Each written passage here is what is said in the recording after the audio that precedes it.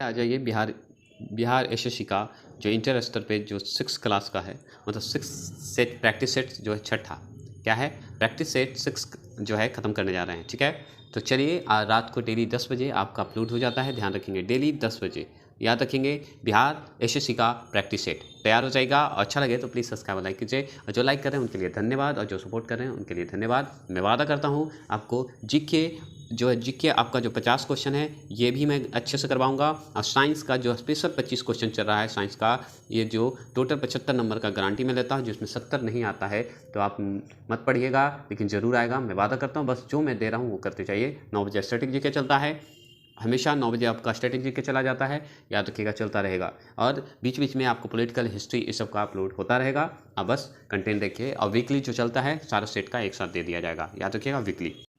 चलिए पहला प्रश्न आपके सामने बनता है कि निम्नलिखित में से मुद्रास्फीति का मुख्य कारण कौन है। देखिए मुद्रास्फीति से बहुत सारा क्वेश्चन इकोनॉमी से पड़ता है, इकोनॉमिक्स का भी मैं चला दूंगा, टेंशन ना लें। तो आगे जो अभी एक चैप्टर है उस पर फोकस करते हैं। तो बताइए कि निम्नलिखित में से कौन जो है मुद्रास्फीति का मुख्य कारण है, बताइएगा मुख्य कारण कौन है, बताइएगा। आपके सामने 4 ऑप्शन है, बता सकते हैं। तो याद रखिए ऑप्शन नंबर बी जो है पूंजी पूर्ति में वृद्धि। ठीक है, मुद्रास्फीति वह स्थिति है जिसमें कीमत जो है स्तर में वृद्धि होती है, याद रखिएगा। ठीक है, स्तर में वृद्धि होती है, कीमत के स्तर में। तो प्रयोज्य आय से क्या अभिप्राय है, बताएंगे।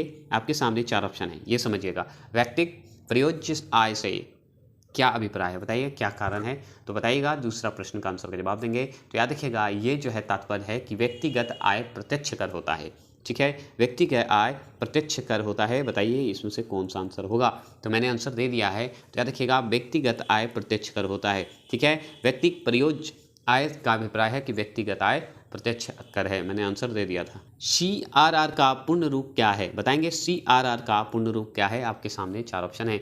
CRR का पूर्ण रूप मतलब फुल फॉर्म बताना है, बताएंगे CR का फुल फॉर्म बताइए। तो बताइए क्या है। तो याद रखिएगा 4 ऑप्शन है, इसमें जो इसमें नगद आरक्षित अनुपात है वही आंसर होगा, जिसमें नगद आरक्षित जो अनुपात है यही आंसर होगा। चलिए नेक्स्ट पेज।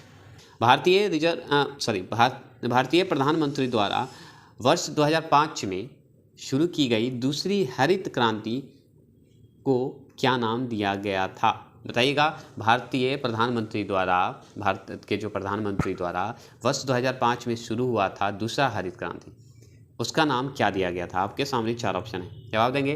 दूसरा जो क्रांति हरित क्रांति हुआ था उसका नाम बताएंगे। तो याद रखिए ऑप्शन नंबर डी जीन क्रांति। क्या नाम था, जीन क्रांति। ठीक है, जीन क्रांति एक तरह से क्या था ना कि शुरू हुआ था, ठीक है, क्रांति शुरू हुआ था। इसका उद्देश्य था ना कि अत्याधुनिक रूप से तरीके से विकास किया जाए, मतलब आधुनिक रूप से इसको विकास किया जाए, यही था। चलिए छठा प्रश्न, थोड़े हार्ड हैं लेकिन आगे बहुत ईजी है। भारत में किस प्रकार का संघवाद देखा जाता है। देखिए संघवाद समझ गए, तो संघवाद कौन है, राज्य और संघ दोनों मिला के होते हैं, है कि नहीं। तो अब बताइए छठे प्रश्न का जवाब देंगे, तो नॉर्मल बात है ऑप्शन नंबर बी होगा, नहीं कि सी होगा। तो याद रखिएगा संघ बनाकर राज्यों का गठन करना, संघ बनाकर राज्यों का गठन करना ही संघवाद होता है। याद रखिएगा एक संघ बनेगा, उसी में राज्यों का गठन करिएगा धीरे धीरे, तो वही होगा। ठीक है, आगे चलेंगे। चलिए थोड़े बड़े बड़े प्रश्न समझिएगा। निम्नलिखित में मिलान करना है, ठीक है। सूची 1 सूची 2 में कार्यपालिका, न्यायपालिका और विधानसभा, ये तीनों जो है बहुत इंपॉर्टेंट है। अब देखिए कार्यपालिका में कौन आ सकता है, न्यायपालिका का क्या है, विधानमंडल का क्या है, ठीक है, ये मिलान करना है। और एक मिनट, इसका आंसर देखिए यहाँ है, यहाँ है, और छोटा थोड़ा कर लेते हैं ना, दिख रहा है। चलिए नहीं दिखेगा तो आगे बढ़ के दूसरा प्रश्न करिएगा, लेकिन दिख रहा है तो जवाब दीजिएगा। तो याद रखिएगा इसका जवाब जो होगा एक जो होता है, एक का जो है 3 होगा। कार्यपालिका में क्या है, व्यक्तियों को ऐसा निकाय जिसके पास देश के संविधान तथा कानून के आधार पर प्रमुख नीति बनाने, फैसला करने तथा उन्हें लागू करने का अधिकार है। ठीक है, याद रखेंगे।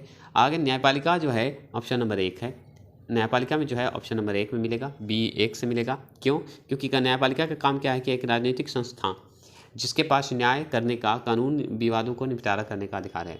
विधानसभा का क्या काम है, तो दूसरा जनप्रतिनिधित्व के जो प्रतिनिधित्व जो होते हैं उनकी सभा में जिसके पास देश का कानून बनाने का अधिकार है, ठीक है, विधानसभा हो गया। ठीक है, क्लियर। चलिए आगे बढ़ते हैं, चलिए थोड़ा अब जूम कर देते हैं, है ना।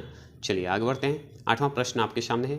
8वां प्रश्न क्या बनता है, 8वां प्रश्न है कि एक सरकार, ठीक है, एक जो है खाली जगह पे है, एक डैश है, सरकार संवैधानिक कानून तथा नागरिक अधिकार द्वारा खींची निर्धारित सीमाओं के भीतर ही काम करती है। मतलब एक जो ऐसा क्या है जो कि क्या है, लोकतंत्र है, निरंकुश है, क्या है ऐसा बताइए, कि अधिकारवादी है, बताइए कि राजतंत्र है, कि सरकार संवैधानिक कानून तथा नागरिक अधिकार द्वारा खींची निर्धारित सीमाओं के भीतर ही काम करती है।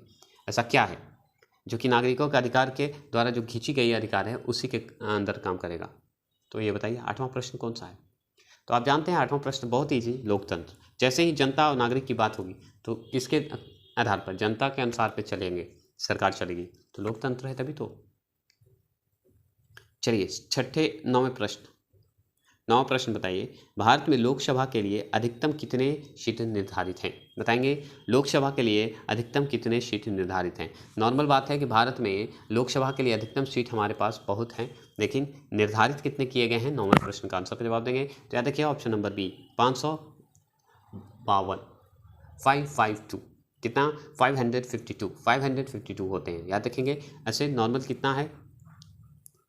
10वां प्रश्न का जवाब देंगे। 10वां प्रश्न क्या है आपका, कि निम्नलिखित में से कौन सा अनुच्छेद भारत के प्रधानमंत्री की नियुक्ति से संबंधित है। अनुच्छेद का मैं ला रहा हूँ, अनुसूची का मैं डाल चुका हूँ, अनुच्छेद का कल अपलोड कर दूंगा, ठीक है। तो निम्नलिखित में से कौन सा अनुच्छेद जो है भारत के प्रधानमंत्री की नियुक्ति के संबंधित हैं। अनुच्छेद 356, अनुच्छेद 32, अनुच्छेद 75, अनुच्छेद 348। आपके सामने 4 ऑप्शन है। 10 प्रश्न का जवाब देंगे। 10वें प्रश्न का जवाब है ऑप्शन आपके सामने ऑप्शन नंबर सी, अनुच्छेद 75 की बात करता है प्रधानमंत्री। अनुच्छेद 75 राष्ट्रपति का मैंने डाल दिया है। चलिए आगे चलेंगे, प्रधानमंत्री पे भी एमसीक्यू स्पेशल करवा दूंगा, टेंशन ना लेंगे। चलिए निम्नलिखित में से कौन सा विधायक सत्र को स्थगित करने की अधिसूचना जारी करते हैं। बताएंगे अधिसूचना जारी करते हैं। आपके सामने 4 ऑप्शन है। तो निम्नलिखित में से कौन विधायक सत्र को स्थगित करने की अधिसूचना जारी करते हैं। आपके सामने 4 ऑप्शन है, जवाब देंगे। 11वां प्रश्न का जवाब है ऑप्शन नंबर सी, राष्ट्रपति, ठीक है। कौन है, राष्ट्रपति, याद रखेंगे। 12वां प्रश्न क्या है। 12वां प्रश्न बोलता है कि निम्नलिखित में से कौन सा मौलिक अधिकार भारतीय संविधान से हटाया जा चुका है। अब बहुत अच्छा प्रश्न है। तो नॉर्मल बात है, अब जानते हैं कि स्वतंत्रता का अधिकार है, भाषण की स्वतंत्रता जो इसमें पत्रकारिता के लिए है, मतलब कहने का मतलब जो न्यूज़ रिपोर्टर होते हैं उनके लिए। संपत्ति का अधिकार ही हटाया गया है, समानता का अधिकार तो है ही, ऑप्शन नंबर सी, ठीक है। चलेंगे आगे चलेंगे। 13वां प्रश्न है, ठीक है, जल्दी जल्दी करना पड़ता है मेरे दोस्त। निम्नलिखित में से कौन सी याचिका जो है या परमादेश कोर्ट द्वारा किसी सरकारी अधिकारी को उसके अधिकारी कार्य करने के लिए दी जाती है। क्या है बताइए, वो परमादेश जो है या याचिका जो है कोर्ट द्वारा दिया जाता है। 13वां प्रश्न का जवाब देंगे तो याद रखिएगा परमादेश याचिका ही दिया जाता है, बस यही है। सोचिए क्वेश्चन में ही आंसर था। 14वां प्रश्न क्या है, किस शताब्दी में दिल्ली का कुतुब मीनार बनाया गया था। बहुत ही अच्छा प्रश्न है। कुतुब मीनार कौन बनवाया था, कुतुबुद्दीन ऐबक ने बनवाया था। इसे पूरा कौन करवाया था, तुतमिश करवाया था। तो कब, 14वां प्रश्न का जवाब देंगे तो याद रखिएगा ए 12वीं शताब्दी में ही आया था, ठीक है। 12वीं शताब्दी में ही आया था जो कि कुतुबुद्दीन बनवाया था, ठीक है। आगे चलेंगे, ये थोड़े हार्ड क्वेश्चन चल रहे हैं आजकल। शोर तुगई, ठीक है, शोर तुगई सिंधु घाटी सभ्यता किस देश में है। बताएंगे शोर तुगई सिंधु घाटी सभ्यता किस देश में है। बताएंगे किस देश में है, सिंधु घाटी सभ्यता का किस देश में है। शोर तुगई एक जगह मिला है जो कि सिंधु घाटी सभ्यता से संबंधित है, तो किस देश में है ये बताइएगा। 15वां प्रश्न, तो बताइए 15वां प्रश्न का जवाब देंगे। 15वां प्रश्न का ऑप्शन नंबर सी, अफगानिस्तान में है। कहाँ है, अफगानिस्तान में है वो जगह, ठीक है, अफगानिस्तान में है। बताइए बहुत ही अच्छा प्रश्न है। 16वां, आप राष्ट्रीय कांग्रेस से पढ़े होंगे। भारतीय राष्ट्रीय कांग्रेस के संस्थापक कौन थे। बताएंगे भारतीय राष्ट्रीय कांग्रेस के संस्थापक कौन थे। बताइएगा भारतीय राष्ट्रीय कांग्रेस के संस्थापक कौन है। 16वां प्रश्न का जवाब देंगे तो याद रखिएगा ए ओ हुम। क्या है, ए ओ हुम नाम है उनका, याद रखिएगा, ठीक है। आगे चलेंगे। 17वां प्रश्न आपके सामने है। 17वां प्रश्न क्या बनता है कि निम्नलिखित में से किसने फतेहपुर सीकरी के पंचमहल का निर्माण करवाया था। बताइएगा फतेहपुर सीकरी के पंचमहल का निर्माण करवाया था। निम्नलिखित में से किसने फतेहपुर सीकरी के पंचमहल का निर्माण करवाया था। 17वां प्रश्न का जवाब देंगे तो याद रखिएगा ऑप्शन नंबर ए, अकबर, ठीक है। फतेहपुर सीकरी सबसे फेवरेट था अकबर का, समझिए। अकबर, अगर मान लीजिए अकबर से कोई भी प्रश्न पूछ दिया कि जामा मस्जिद या जो भी, तो याद रखिएगा अकबर जो है ना सब बनाया फतेहपुर सीकरी में, 1-2 जो है दिल्ली में बनाया होगा। उसका फतेहपुर सीकरी अपना उसका गढ़ था, अपना पसंदीदा था। मोहनजोदड़ो का स्थानीय नाम क्या था, बताइए। स्थानीय नाम क्या है? मोहनजोदड़ो को हम लोग किस नाम से जानते हैं? तो नॉर्मल बात है, इसमें कोई जवाब देने की जरूरत नहीं, मृतकों का टीला, है ना, मृतकों का टीला कहते हैं, है ना। बहुत ही वो 4 प्रश्न बहुत हार्ड है, लेकिन उसके बाद सब इजी है। चलिए आगे चलिए। निम्नलिखित में से किस तिथि पर जो है, किस तिथि पर उत्तरी गोलार्ध में शीतकाल आयांत को देखा जाता है? मतलब निम्नलिखित में से किस तिथि पर उत्तरी गोलार्ध में कौन सा ऐसा समय है जो कि उत्तरी गोलार्ध में शीतकाल आयांत देखा जाता है? बताइए कौन सा ऐसा डेट है जो कि शीतकाल उत्तरी गोलार्ध पर हम लोग देखते हैं, बताइए। तो 19वां प्रश्न का जवाब आपके सामने जवाब होगा। तो आप जानते हैं 19वां प्रश्न का जवाब ऑप्शन नंबर बी, ठीक है। 21 दिसंबर को देखते हैं, ठीक है, 21 दिसंबर को, है ना। बहुत ही प्रश्न है। 20वां प्रश्न का जवाब देंगे। 20वां प्रश्न आपके सामने है कि निम्नलिखित में से कौन सा युग्म सही है? बताइएगा। आपके सामने 4 ऑप्शन है, 4 ऑप्शन का जवाब देंगे। देखिए 4 ऑप्शन है, जवाब देंगे, बताइएगा निम्नलिखित में से कौन से युग्म सही हैं, बताएंगे। 20वां प्रश्न का जवाब देंगे। 20वां प्रश्न आपके सामने है, तो याद रखिएगा ऑप्शन नंबर डी। सभी विकल्प सही हैं, कैसे? तो प्रधान मध्य रेखा रेखांश है, ठीक है। कर्क रेखा अक्षांश पे है, भूमध्य रेखा अक्षांश पे ही है, याद रखिए, ठीक है। भूमध्य रेखा, कर्क रेखा जो है अक्षांश रेखा पे ही है, होती चीज है। चलिए 21वां प्रश्न क्या बोलता है कि स्टेल जो है, स्टेलैग्माइट एक प्रकार का विशेष निक्षेप है। स्टेलैग्माइट जो है एक प्रकार का विशेष निक्षेप है जो निम्नलिखित में से किसके कारण होता है? किसके कारण ये निक्षेप होता है? स्टेलैग्माइट एक नाम है, एक प्रकार का निक्षेप है, तो बताइए उस किसके कारण होता है, कारण क्या है, ठीक है। तो याद रखिएगा 21 का आंसर का जवाब देंगे ऑप्शन नंबर डी, ठीक है। 29 भूमिगत, क्या है? भूमिगत है, याद रखेंगे 21 का। चलिए 22 का आंसर का जवाब देंगे। 22 का आंसर का जवाब है कि निम्नलिखित में से कौन सी जलीय धारा एक शीत धारा नहीं है? क्या पूछ रहा है? नहीं है पूछ रहा है। तो बताइए कौन सा ऐसा धारा है जो कि जलीय धारा जो है, कौन सा ऐसा है जिसमें जलीय धारा एक शीत धारा नहीं है? शीत धारा मतलब ठंडा धारा नहीं है। 22वां प्रश्न का जवाब देंगे, तो याद रखिए ऑप्शन नंबर बी, ब्राज़ील धारा। ब्राज़ील धारा जो है शीत धारा नहीं है, नहीं तो हम्बोल्ट धारा जो है शीत धारा है, ओयासियो धारा यदम है, कनारी धारा, ये सब शीत धारा है, ठीक है। चलिए आगे चलेंगे। आगे प्रश्न बनता है कि बांस एक तरह का क्या है? बताएंगे बांस एक तरह का क्या है? ऑप्शन आपके सामने है। तो बांस एक तरह का क्या है? जड़ी बूटी है, वृक्ष है, झाड़ी है, घास है। तो आप जानते हैं कि एक घास बांस जो है आपके सामने क्या है? घास है। सॉरी आंसर तो जवाब मैंने दे दिया। बांस एक तरह का घास है, ठीक है। नो झाड़ी नो वृक्ष, ठीक है। 24वां प्रश्न का जवाब देंगे। 24वां प्रश्न क्या है कि निम्नलिखित में से किसमें वाहिकी परिसंचरण प्रणाली होती है? बताइएगा। वाहिकीय परिसंचरण प्रणाली होती है, बताइएगा कौन सा वाहिकीय परिसंचरण होती है? आपके सामने 4 ऑप्शन है, जवाब देंगे, बताइए। 4 ऑप्शन है, जवाब देंगे। 24वां प्रश्न का जवाब देंगे, तो याद रखिएगा 24वां प्रश्न का जवाब है ऑप्शन नंबर बी, ठीक है। 1 और 3 मतलब तिलचट्टा और झींगा, मनुष्य नहीं। मनुष्य ऐसे भी छाड़ देते तो आप आंसर जवाब दे देते, है ना। चलिए 25वां प्रश्न का जवाब क्या है? 25वां प्रश्न है कि भारत में किस प्रकार के वन के वृक्ष शुष्क ग्रीष्मकाल में लगभग 6 से 8 सप्ताह तक अपनी पत्तियां गिराते हैं? बताएंगे कौन सा ऐसा वन है हमारा वृक्ष कि शुष्क ग्रीष्मकाल में, मतलब गर्मी के समय शुष्क जो होता है, बसंत कहिए, लगभग 6 से 8 सप्ताह तक अपनी पत्तियां गिराता है? बताइएगा। 25 का आंसर का जवाब देंगे। इसका आंसर है ऑप्शन नंबर डी, उष्णकटिबंधीय जो होता है पर्णपाती वन, ठीक है, जो है उष्णकटिबंधीय पर्णपाती वन, याद रखेंगे। जहाँ पे गड़बड़ हो रहा है इसके लिए क्षमा चाहता हूँ मेरे दोस्त, क्योंकि वो जल्दी करना इसलिए है क्योंकि टाइम पार हो रहा है, मुझे अपलोड करना है, इसलिए मैं नेक्स्ट वीडियो में अच्छे से करूँगा, क्योंकि आज थोड़ा सा बिजी था, इसलिए सफाई चल रही है, दीपावली है, ठीक है। बस आप सपोर्ट करते रहें, थैंक यू। आगे चलिए 26वां प्रश्न है झूम कृषि से संबंधित है। झूम कृषि से संबंधित है, किससे संबंधित है? झूम खेती, कृषि कहिए या खेती कहिए, से संबंधित है। 26 का आंसर का जवाब देंगे, तो 26 का आंसर का जवाब है स्थानांतरण कृषि। झूम खेती मतलब स्थानांतरण कृषि है, नहीं कि सीढ़ीनुमा कृषि है, याद रखेंगे। चलिए 27वां प्रश्न क्या है? 27वां प्रश्न बनता है कि निम्नलिखित में से किस पारिस्थितिक तंत्र में सबसे अधिक बायोमास पाया जाता है? बताइएगा। सबसे अधिक बायोमास पाया जाता है, निम्नलिखित में से किस पारिस्थितिक तंत्र में सबसे अधिक बायोमास पाया जाता है? 27 का आंसर का जवाब देंगे। तो याद रखिएगा 27 का आंसर का जवाब याद रखेंगे ऑप्शन नंबर डी। क्या रखेंगे? ऑप्शन नंबर डी, वनीय पारिस्थितिकी। क्या है? वनीय पारिस्थितिकी, याद रखेंगे। चलिए आगे चलते हैं। 28वां प्रश्न क्या है? 28वां प्रश्न बनता है, 28वां प्रश्न है कि रामसर सम्मेलन का मुख्य उद्देश्य क्या था? रामसर जो है, रामसर पे हम बड़ा वीडियो डाल चुके हैं, आप ज़रूर जाके देखिए नरेंद्र अकाडमी पे। तो रामसर सम्मेलन का मुख्य उद्देश्य क्या था? बताइएगा, रामसर सम्मेलन का मुख्य उद्देश्य क्या था? 28वां प्रश्न का जवाब देंगे।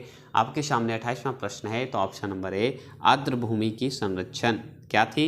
आर्द्र भूमि की संरक्षण, जिसमें भारत का बहुत ज़्यादा सम्मिलित हुआ है, जो कि आपको कहाँ से? ईरान से शुरू हुआ है, याद रखिएगा।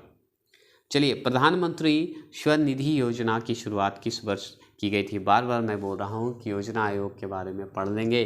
केंद्र द्वारा जो भी योजना चलाई गई है, अभियान चलाया गया है, मैंने वो वीडियो डाला है, जरूर जाके देख लीजिए, नहीं तो आप खुद पढ़ लीजिए, क्योंकि जरूर पूछ रहा है बिहार SSC 4, और भी डेट पूछ रहा है, जो कि मैं डाल चुका हूँ। 29वां ऑप्शन नंबर सी 2020। मैं वही कंटेंट डाल रहा हूँ जो आ सकता है, नहीं कि एक्स्ट्रा में कुछ डाल रहा हूँ। मैंने अनुसूची डाला है, अनुसूची मतलब 100% 2 पूछा है। अब 3 और 4 अगर सेट मारे हैं तो उसमें आया होगा। चलिए आगे चलिए, इसमें अनुच्छेद है तो अनुच्छेद का मैं डालूंगा, अगर संविधान संशोधन आएगा तो संविधान का भी डालूंगा, लेकिन आपको एग्ज़ाम में रिजल्ट आना चाहिए, ये मैं वादा करता हूँ, क्योंकि मैं तैयारी में आपको सब कंटेंट दूंगा। ज्ञानपीठ पुरस्कार किस क्षेत्र में प्रदान किया जाता है? बताइएगा, ज्ञानपीठ पुरस्कार किस क्षेत्र में दिया जाता है? इस सब तो भर दिए हैं, पुरस्कार, खेल, ये सब तो मेरा वीडियो चल ही रहा है डेली। तो चलिए बताइए, ज्ञानपीठ पुरस्कार किस खेल क्षेत्र में प्रदान किया जाता है? 30वां प्रश्न का जवाब देंगे। तो याद रखिएगा, साहित्य के क्षेत्र में मेरे दोस्त। ठीक है, आगे चलेंगे। शिव थापा किस खेल से संबंधित है? शिव थापा जो हैं, शिव थापा किस खेल से संबंधित हैं? आपके सामने 4 ऑप्शन है। शिव थापा जो हैं किस खेल से संबंधित हैं? 31वां प्रश्न का जवाब देंगे। तो याद रखिएगा, ऑप्शन नंबर बी, मुक्केबाजी। याद रखिएगा, ऑप्शन नंबर बी, मुक्केबाजी।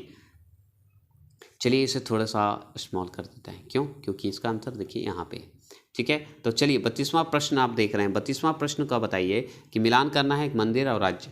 कहाँ कहाँ मंदिर है? सोमनाथ मंदिर कहाँ है? आप बताइए, राज्य कहाँ है? कामाख्या मंदिर कहाँ है? और बताइए, रामनाथ स्वामी मंदिर कहाँ है? और महाबोधि मंदिर कहाँ है? ये सब आपको मिलान करना है, बताइएगा। तो महाबोधि मंदिर आप याद रखिएगा बिहार से है, तो जहाँ बिहार D और 4 आएगा, तो D जहाँ 4 है, तो देखिए 2 4 यहाँ है और 2 4, 1 4 यहाँ है, तो ये तो कट गया। ठीक है, तो अब बताइए, अब सोमनाथ मंदिर कहाँ है? तो गुजरात में है। सोमनाथ मंदिर कहाँ है? गुजरात में है। तो अब याद रखिए, 1 का 3 है, तो 1 का 3 में कहाँ है? एक यहाँ है, मतलब इसको काट दीजिए, एक यहाँ है तो इसको काट दीजिए, तो बच्चा यहाँ। अब बताइए, कामाख्या मंदिर कहाँ है? कामाख्या और रामनाथ स्वामी मंदिर, बताइए ये 2 चीज़ आप बताइए। कामाख्या आप सुने हैं? कामाख्या का नाम आप सुने होंगे। 32 का आंसर का जवाब देंगे, तो बताइए।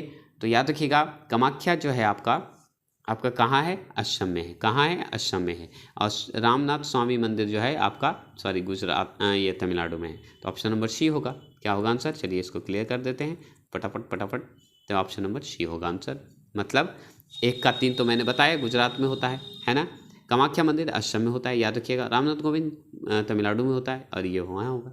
4 क्लियर, कोई दिक्कत? ठीक है, चलिए आगे चलते हैं। देखिए, बहुत ही प्रसिद्ध डांस है भाई। क्या है? मोहिनी आइटम नृत्य किस राज्य में से संबंधित है? मोहिनी आइटम नृत्य जो है किस राज्य से संबंधित है? ये जवाब देंगे। तो किस राज्य से? मोहिनी आइटम, आपके सामने 4 ऑप्शन है। 33वां का आंसर का जवाब देंगे। मोहिनी आइटम जैसे ही आए केरल को याद करेंगे। ठीक है, भारतनाट्यम आए तो तमिलनाडु को याद करेंगे। 34वां प्रश्न क्या है कि द अनसीन, ठीक है, द अनसीन इंदिरा गांधी पुस्तक के लेखक कौन है? अनसीन इंदिरा गांधी पुस्तक के लेखक कौन है? आपके सामने 4 ऑप्शन है, बताइए। द अनसीन इंदिरा गांधी पुस्तक जो है किसने लिखा है? ये जवाब दीजिए। 34 का आंसर का जवाब देंगे। तो याद रखिएगा, डॉक्टर KP माथुर। क्या याद रखिएगा? Doctor KP Mathur.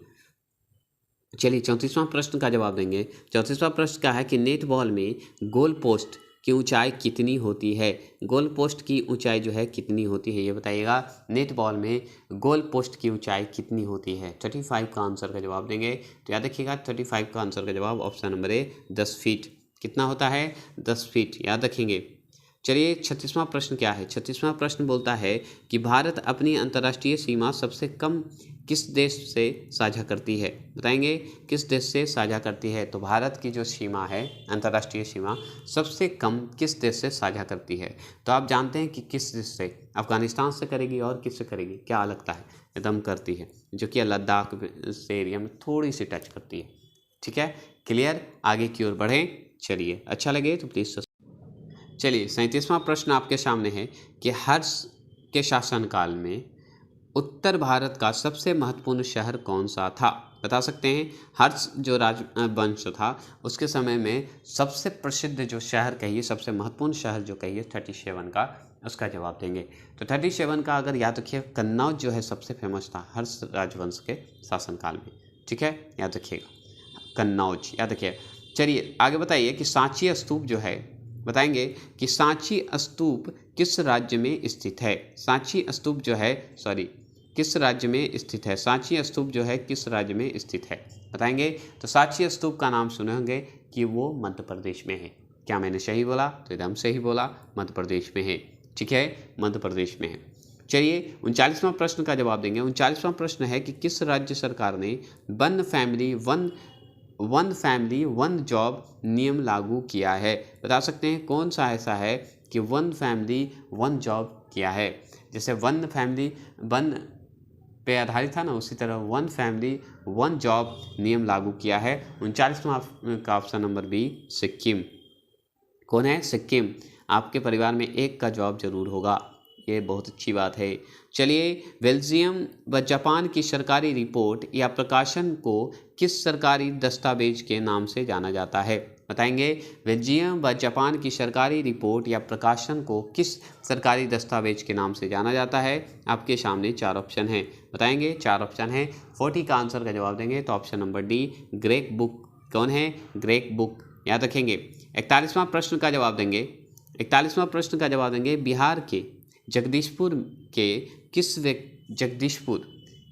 किस व्यक्ति को 1857 ईस्वी के विलाप में क्रांतिकारियों को नेतृत्व किया? मतलब बिहार के एक जगदीशपुर जगह था, ठीक है, उसमें 1897 की क्रांति में, कहने का मतलब वो नेतृत्व किए, मतलब नेता आगे बढ़ चढ़ के लिए। तो कौन थे जगदीशपुर के? बहुत ही फेमस नाम है, ये आप जानते होंगे। तो नॉर्मल है, कुंवर सिंह। देखिए क्वेश्चन कैसे घुमाया, विप्लव, मतलब अरे डायरेक्ट लिख सकता था कि 1897 के नेतृत्व करने वाले क्रांतिकारी का नाम बताइए, कुंवर सिंह। बस यही कन्फ्यूजन में गलती कर देते हैं और जो जल्दी में हम लोग आंसर गलत कर देते हैं।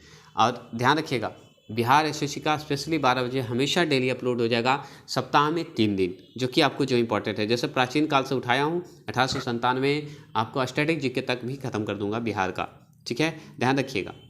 बिहार का तो करंट अफेयर चल ही रहा है 9 बजे से, और मतलब करंट अफेयर, ठीक है। तो बिहार सोशलिस्ट पार्टी का गठन कब हुआ? बताइए, सोशलिस्ट पार्टी का गठन कब हुआ? तो आप याद रखते हैं 42 का सोशलिस्ट पार्टी का गठन कौन किया था? 42 का आंसर का ऑप्शन नंबर सी 1931 में।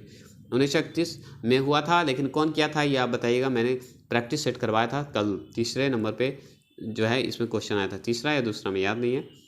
चलिए, जयप्रकाश नारायण का नाम आया था, ठीक है। चलिए, आकार की दृष्टि से बिहार राज्य की भौगोलिक आकृति कैसी है? बताइएगा। ये देखिए, अब भौगोलिक स्थिति पे भी मैं वीडियो बना दूंगा, टेंशन ना लेंगे। अभी कल मैं जो वीडियो करने जा रहा हूँ वो मौर्य वंश के पर करने जा रहा हूँ, फिर उसी तरह धीरे धीरे मैंने सारा एक ही बार करवाऊँगा, जो कि अलग अलग पार्ट। एक चैप्टर अगर मौर्य वंश का उठा है तो मौर्य वंश से बिहार से संबंधित जो होगा उसी पे, क्योंकि 5 से 6 क्वेश्चन पूछ रहा है। तो आकार की दृष्टि से बताइए कैसा था, भौगोलिक आकृति से बिहार कैसा है? जानते हैं, 43 का आंसर का जवाब दीजिए। तो ऑप्शन नंबर सी आयताकार है, और क्या आयताकार है, मैप देखें ना, आयताकार है। चलिए 44वां प्रश्न का जवाब देंगे। 44वां प्रश्न है कि बिहार में सर्वाधिक गति से प्रवाहित होने वाली नदी कौन सी है? सर्वाधिक गति से प्रवाहित होने वाली नदी कौन सी है? आपके सामने 4 ऑप्शन है। तो नॉर्मल बात है, गति से प्रवाहित होने वाली जो है वो है बूढ़ी गंडक, बहुत तेजी से प्रवाहित होती है। 45वां प्रश्न क्या है? 45वां प्रश्न है कि बिहार की प्रथम बहुउद्देशीय परियोजना है, बताइएगा। बहुउद्देशीय परियोजना है, बताएंगे। बिहार की प्रथम बहुउद्देशीय परियोजना है, बताएंगे। 45 का आंसर का जवाब देंगे तो शोन, याद रखेंगे, शोन याद रखिएगा, शोन। ठीक है। 46वां प्रश्न क्या है? 46वां प्रश्न है कि राष्ट्रीय अपराध रिकॉर्ड ब्यूरो, ठीक है, राष्ट्रीय अपराध रिकॉर्ड ब्यूरो NCRB के डेटा के अनुसार वर्ष 2021 में किस राज्य में अनुसूचित जाति समूह के खिलाफ अपराध दर सबसे अधिक थी? बता सकते हैं। मतलब राष्ट्रीय अपराध रिकॉर्ड ब्यूरो द्वारा जो था उसमें डेटा के अनुसार पता चला कि वर्ष 2021 में जो राज्य है, कोई राज्य जो कि अनुसूचित जनजाति के समूहों के खिलाफ अपराध दर सबसे ज़्यादा था, अधिक थी। तो कौन सा राज्य था, इसका नाम बताइए। आपके सामने 4 ऑप्शन है, ठीक है। तो आप जानते हैं 46 का आंसर का जवाब है option number D, Madhya Pradesh. Madhya Pradesh में अनुसूचित जाति के लिए ज़्यादा ही था। 47 का आंसर का जवाब देंगे। 7वीं हॉकी पुरुष एशिया चैंपियनशिप ट्रॉफी का आयोजन किस शहर में संपन्न हुआ? देखिए, 7वीं हॉकी पुरुष एशिया कप, हॉकी पे मैंने आज वीडियो डाला है, बताइए इसमें कौन सी है। और भी डाल दूंगा, MCQ आ गया ना तो और सब मैनेज हो जाएगा। तो 7वीं हॉकी पुरुष एशिया चैंपियनशिप ट्रॉफी का आयोजन किस शहर में संपन्न हुआ? 47वां प्रश्न का जवाब देंगे तो ऑप्शन नंबर सी, याद रखिएगा, ऑप्शन नंबर सी, चेन्नई, याद रखेंगे, चेन्नई। आयोजन कौन किया था? चेन्नई। 48वां प्रश्न है, जीके का बस खत्म होने वाला है। दुनिया के सबसे बड़ा म्यूजियम युगनी भारत का निर्माण किस शहर में किया गया है? बताएंगे किस शहर में किया गया है, बताइएगा। दुनिया के सबसे बड़े म्यूजियम युगनी भारत का निर्माण किस शहर में किया गया है, आप बताइए। म्यूजियम का नाम है 48 का आंसर का जवाब देंगे ऑप्शन नंबर ए, नई दिल्ली। कहाँ? नई दिल्ली।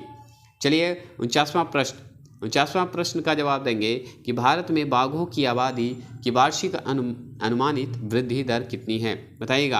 अभी आपका वृद्धि दर बहुत इंपॉर्टेंट है क्योंकि मोदी जी बहुत ला रहे हैं बाघ, तो याद रखिएगा ये सब इंपॉर्टेंट है। 49 का आंसर का जवाब देंगे तो 49 का आंसर का जवाब आपके सामने है 6.1%। कितना है? 6.1%। 50वां क्वेश्चन जीके का समापन हो जाएगा। आज का जो है क्वेश्चन बहुत ही पेचीदा था, कुछ बड़ा कुछ हार्ड, लेकिन बीच में बहुत स्लो था। अब साइंस का देखते हैं। किस बैंक ने नेशनल ई गवर्नेंस, क्या है? National e governance services limited NESL के सहयोग से ई बैंक ग्रांटी सुविधा शुरू की? मतलब किस बैंक के सहायता से, बताइए। 50 क्वेश्चन का आंसर का जवाब देंगे तो ऑप्शन नंबर ए, SBI। कौन है? SBI। चलिए आगे चलते हैं, अब साइंस पे चलते हैं, आगे चलेंगे। 52 का आंसर का जवाब देंगे। निम्नलिखित में से किस कोशिका अंक को कोशिका की आत्मघात थैली कहा जाता है? कोशिका पे मैंने बहुत महामैराथन के रूप में वीडियो डाल चुका हूँ, जाइए और देख लीजिए। तो बताइए आत्मघात थैली किसे कर, देखिए इतना क्वेश्चन घुमाया, इसमें क्या क्वेश्चन निकला क्या कि कोशिका की आत्मघात थैली कौन है, मतलब जो जहाँ उसकी मृत्यु हो सकती है, बताइए कौन है आत्मघात। 52 का आंसर का जवाब देंगे तो 52 का आंसर का जवाब क्या है? Option number D, lysosome. खत्म, समझ में आ रहा है? क्वेश्चन बहुत घुसाता है लेकिन लंबा। रकाब मतलब स्टेपिज जो है हड्डी जो है, स्टेपिज जो होता है हड्डी मानव शरीर में कहाँ पाया जाता है? स्टेपिज आप पता है आपको कहाँ पाते हैं? कान में पाएंगे, क्या नाक में पाएंगे, मुंह में पाएंगे, बताइए। स्टेपिज का बात करता है। स्टेपिज एक छोटा है, ठीक है, उसका नाम क्या रखा है? रकाब। अब बताइए, ऐसे नाम होगा तो दिक्कत होगी ना। तो 53 का आंसर का जवाब देंगे तो 53 का आंसर ऑप्शन नंबर सी, कान में। नॉर्मल है, सबसे छोटी हड्डी स्टेपिज कान में होती है, ठीक है। 54 का आंसर का जवाब देंगे। 54 का आंसर है, निम्नलिखित में से कौन सा प्रोटीन नाखून में पाया जाता है? अब देखिए नाखून में कौन सा प्रोटीन पाते हैं, आपको आज तक पता है? अगर पता है तो जवाब दीजिए। तो 54 का आंसर का जवाब देंगे ऑप्शन नंबर बी, केरेटिन। नाखून में भी पाया जाता है केरेटिन, याद रखिए, प्रोटीन पाया जाता है। 55 का आंसर का जवाब देंगे। 55 का आंसर का है, एक वयस्क मनुष्य में कितनी स्वदंत होते हैं? स्वदंत, ठीक है, स्वदंत बताइए कितने होते हैं? 55 का आंसर का जवाब देंगे। बहुत ही अच्छा प्रश्न है, 4 होते हैं। शुरुआत में कितना होगा? 4 ही ना होगा। स्वदंत खाने उने पीने वाला सब 4 गुना होता है। आप सब तो फालतू कर दीजिए, बताइए। 56, निम्नलिखित में से कौन सा चंद्रमा के गुरुत्वाकर्षण के बारे में सही है? बताएंगे कौन सा जो है गुरुत्वाकर्षण के बारे में सही है। ये मैं वादा करता हूँ एग्जाम जरूर आएगा। मैं अगर नहीं पढ़ पाया तो म्यूट करके जरूर पढ़ के आंसर दें, क्योंकि रिजल्ट आएगा, मैं वादा करता हूँ, मैं कॉन्फिडेंस के साथ बोल रहा हूँ। बस आप कॉन्फिडेंस रखते हैं। 56 का आंसर का जवाब देंगे चंद्रमा का गुरुत्वाकर्षण पृथ्वी के गुरुत्वाकर्षण का 1/6 भाग। ठीक है, इस पर भी जो है फिजिक्स जो साइंस का 2 बजे चल रहा है, उसी में फिजिक्स के द्वारा जो बनाया गया है चंद्रमा से सूर्य से, उसका एक्चुअली बहुत सारा वीडियो 100 से 150 का क्वेश्चन है, उसको एक ही बार पुट कर देंगे, जो कि आप देख लीजिएगा कल, नहीं तो अगले नेक्स्ट मंडे को, क्योंकि कल के बाद तो संडे को तो वीकली जो आता है वो रहेगा। नाभिकीय की परिक्रमा करने वाले एक इलेक्ट्रॉन तथा नाभिकीय के बीच की आकर्षण शक्ति जो है क्या शक्ति है, बताएंगे क्या शक्ति है। समझ गए, एक नाभिकीय की परिक्रमा करने वाला एक इलेक्ट्रॉनिक तथा नाभिकीय के बीच का आकर्षण शक्ति एक क्या है, बता सकते हैं। 57 का याद रखिएगा विद्युतीय शक्ति होता है। अगर इलेक्ट्रॉनिक तथा नाभिकीय बीच का आकर्षण जो होता है वो आपका विद्युतीय शक्ति होता है। ठीक है, याद रखेंगे। 58 का आंसर का जवाब देंगे। 58 का आंसर का जवाब क्या है कि निम्नलिखित में से किस तत्व की विद्युत चालकता अधिकतम होती है। अब बताइए किस तत्व की विद्युत चालकता अधिकतम होती है। अगर मान लो कौन सा ऐसा तत्व है जो कि विद्युत चालकता अधिक होती है। अब समझ में आ रहा है मेरी बातों को? अगर समझ में आ रहा है तो कमेंट करेंगे, मैं उससे रुक के समझाऊंगा। ठीक है, 58 का आंसर का जवाब देंगे। तो 58 का आंसर याद रखिए ऑप्शन नंबर बी, चांदी। क्या है? चांदी। ठीक है, चलिए 59 का आंसर का जवाब देंगे कि द्रव्य यांत्रिक में मैक संख्या 1 होगी यदि वस्तु की गति के बराबर होगा। किस गति के बराबर होगा जो कि मैक संख्या 1 हो जाएगा? कौन सा यांत्रिक है जो द्रव्य यांत्रिक जो है जिसकी मैक संख्या 1 है, उससे कौन सी वस्तु की गति के बराबर हो जाएगा, बताएंगे। 59 का आंसर का जवाब देंगे। क्या देखिएगा 59 के आंसर का जवाब ऑप्शन नंबर सी, ध्वनि की गति। जैसे ही मैक की संख्या आता है ध्वनि को याद करते हैं। 60 का आंसर का जवाब देंगे कि राउट। ठीक है, 60 का आंसर का जवाब देंगे कि राउटर निम्नलिखित में से किस लेयर में प्रयुक्त की जाती है। राउटर जो है निम्नलिखित में से किस लेयर में प्रयुक्त की जाती है। आपके सामने इतने सारे लेयर हैं, उस लेयर का नाम देंगे। तो याद रखिएगा option number B, network layer में इसका प्रयोग करते हैं। ठीक है, इसमें नेटवर्क लेयर में प्रयोग करते हैं। बताइए 61 का आंसर का जवाब देंगे। 61 आंसर क्या है कि सिरका विनेगर का रासायनिक नाम क्या है। विनेगर का रासायनिक नाम क्या है आप बताएंगे। तो 61वां का आंसर का जवाब देंगे एसिटिक अम्ल। सिरका जो है एसिटिक अम्ल में होता है, रासायनिक नाम एसिटिक अम्ल होता है सिरका का। 62 का आंसर का जवाब देंगे कि कैल्शियम हाइपोक्लोराइड जो होता है का समान नाम क्या है। कैल्शियम हाइपोक्लोराइड का समान नाम क्या है। VVI प्रश्न है, याद रखिएगा। बताइएगा समान नाम क्या है। आपके सामने 4 ऑप्शन है, जवाब देंगे। 4 ऑप्शन है, 62 का आंसर का जवाब देंगे। तो 62 का आंसर का जवाब याद रखेंगे option number B, bleaching powder. क्या है? ब्लीचिंग पाउडर, याद रखेंगे। चलिए 63, Rn किस तत्व का रासायनिक चिन्ह है। Rn जो है किस तत्व का रासायनिक चिन्ह है, ये जवाब देंगे। तो Rn जो है आपका जो है किस तत्व का रासायनिक चिन्ह है, 63 का आंसर का जवाब देंगे। तो याद रखिएगा ऑप्शन नंबर बी, रेडॉन का। किसका? रेडॉन का, याद रखेंगे। आगे चलेंगे 64 का आंसर का जवाब देंगे। निम्न में से किन HCl जो होता है HCl जो है HCl के तनु जलीय विलयन में उपस्थित रहते हैं। बताइए HCl का जो है तनु किस में उपस्थित रहते हैं। आपके सामने 4 ऑप्शन है। ये सब मैंने नहीं करवाया, ये केमिस्ट्री का चल रहा है, लेकिन ये नहीं करवाया, करवा दूंगा। कुछ डाला है, देख लीजिएगा। कार्बनिक रासायनिक जो करवाया ना उसमें है। तो बताइए 64 का आंसर का जवाब देंगे। तो याद रखिएगा ऑप्शन नंबर बी, H3O+Cl- ऊपर डैश में। ठीक है, तो याद रखिएगा ये सब जो है मैं करवाऊंगा। और मैं चाहता हूँ कि सोचिए कितना क्वेश्चन पूछ सकता है, कहाँ से मैं सब करवा रहा हूँ। साइंस का आप देखिए एक ना एक क्वेश्चन जरूर मिलेगा आपको। साइंस का जो मैं पढ़ा रहा हूँ सब मिल रहा है। ठीक है, अम्ल का बारे में चलिए दिखा देते हैं। निम्न में से किसका जलीय विलयन के pH मान 7 होगा। pH मान 7 होगा। देखिए pH मान 7 बताइए कौन सा है, उसका खाली चेंज कर दिया। जलीय विलयन में pH मान 7 होगा। 65 का आंसर का जवाब देंगे। तो याद रखिएगा 65 की अगर बात करें तो NaCl होगा। क्या होगा? NaCl होगा। चलिए 66 का आंसर का जवाब देंगे। 66 का आंसर का जवाब है कि एक आलू कंद को 2 भागों में काटा गया। इनमें से एक भाग के कटे हुए पृष्ठ पर आयोडीन विलयन की कुछ बूंद गिराई गई है। इसमें किस रंग का परिवर्तित देखा जा सकता है। अब बताइए कोई आलू है आपके पास, 2 आलू है, उसको काट दीजिए, 2 भाग में काट दीजिए आलू को, और उस पर एक भाग पे आप जो है नमक लगाइएगा, तो उसमें जो कलर परिवर्तन होता है उस कलर का नाम बताना है। तो बताइएगा 66 का आंसर का जवाब देंगे। तो ऑप्शन नंबर ए, भूरे से नीलाव काला। मतलब भूरे से नीला काला हो जाता है, याद रखिएगा। ठीक है, चलिए 65। अब नॉर्मल बात है, आप कोई भी नमक में देखिए ना काला और नीला हो जाएगा खाली कच्चे आलू में।